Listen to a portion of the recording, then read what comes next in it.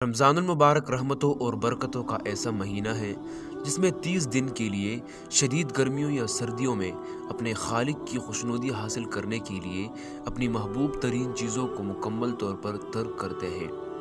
رمضان کا مہینہ ذاتی محاسبہ کا مہینہ ہے۔ یہ اپنی ذات کے حوالے سے نظر ثانی اور اصلاح کا مہینہ ہے۔ یہ مہینہ اپنی خواہشات اور اپنے نفس پر قابو پانے کی تربیت ہے۔ اس کے ذریعے مومنین میں یہ صلاحیت پیدا ہو جاتی ہے کہ وہ صبر اور نظم و ضبط کے ساتھ زندگی گزار سکے، اور نہ صرف ایک جسمانی عبادت ہے بلکہ نفسیاتی ریاضت بھی، کیونکہ اس سے اپنی خواہشات پر غلبہ پا لیتا ہے۔ وہ روزمرہ انسانی عادات کے شکنجوں سے آزاد ہو کر صرف اپنی پروردگار کی رضامندی کے لیے اپنی خواہشات سے دستکش ہو جائے۔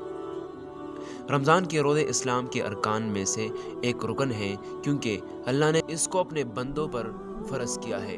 اللہ رب العزت فرماتے ہیں، یا ایھا الذین آمنوا کتب علیکم الصیام کما کتب علی الذین من قبلکم لعلکم تتقون۔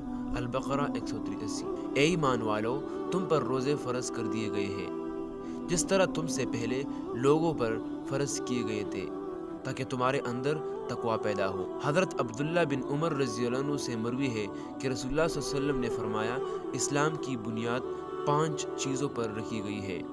1، گواہی دینا کہ اللہ کے سوا کوئی معبود برحق نہیں اور محمد صلی اللہ علیہ وسلم اللہ کے رسول ہے۔ نمبر 2، نماز قائم کرنا۔ نمبر 3، زکوٰۃ دینا۔ نمبر 4، رمضان کے روزے رکھنا۔ نمبر 5، بیت اللہ کا حج کرنا۔ صحیح بخاری و مسلم۔ توحید و رسالت کی شہادت کے بعد نماز، روزہ، زکوٰۃ اور حج اسلام کے 4 رکن ہیں، اور پھر ان 4 چیزوں میں سے بھی نماز اور روزہ کی زیادہ اہمیت ہے، اس لیے کہ یہ ہر مسلمان پر فرض ہے، جبکہ زکوٰۃ صاحب نصاب پر اور حج صاحب استطاعت پر فرض ہے۔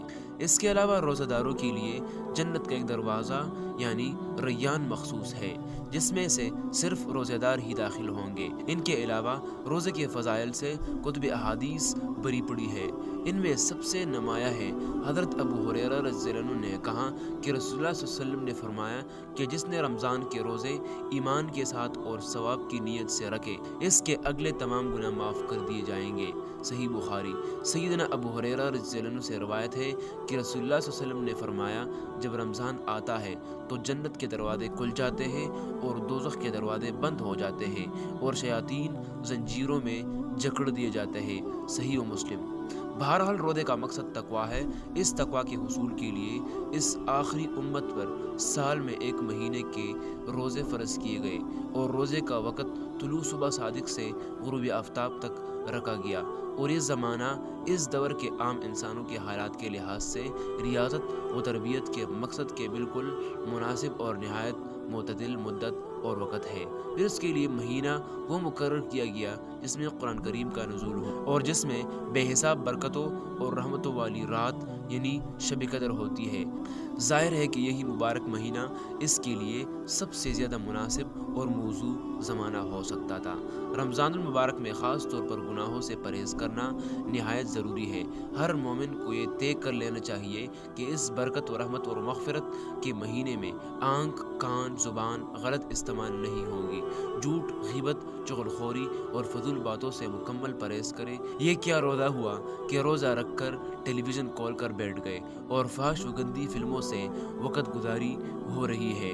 کھانا پینا اور جماع جو حلال تھی، ان سے تو اجتناب کر لیا، لیکن مجلسوں میں بیٹھ کر کسی کی غیبت ہو رہی ہے، چغلخوری ہو رہی ہے، جھوٹے لطیفے بیان ہو رہے ہیں۔ اس طرح روزے کی برکات جاتی رہتی ہے، تو انسان پر واجب ہے کہ وہ توبہ کی طرف جلدی کرے اور منکرات سے دور رہے اور اللہ تعالیٰ کی طرف متوجہ ہو، کیونکہ رمضان کا مہینہ قرآن کا مہینہ کہلاتا ہے۔